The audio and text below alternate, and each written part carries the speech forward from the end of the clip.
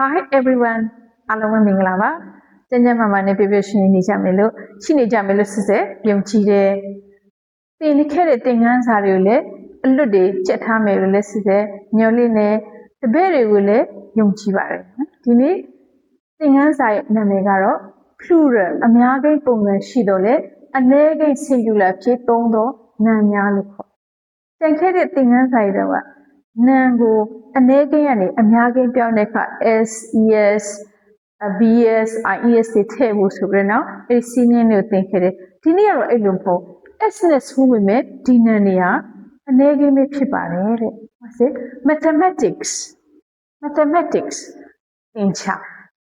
physics ယူပပေတာ physics ယူပပေတာ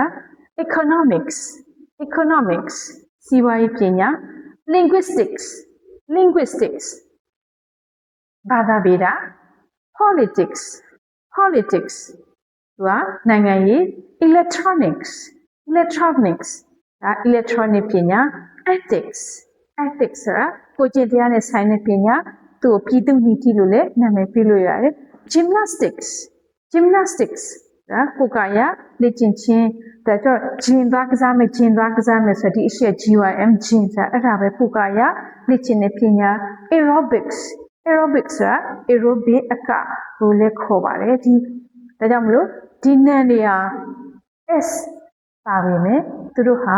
အနည်းကိန်းဖြစ်တာကိုမမေ့ပါနဲ့နာမ်အကြောင်းသင်တာပြီးတော့မယ် fighting မှာ learn by heart နှလုံးသားနဲ့အလွတ်ရအောင်ကြက်မှတ်ရမှာဖြစ်ပါတယ် bye bye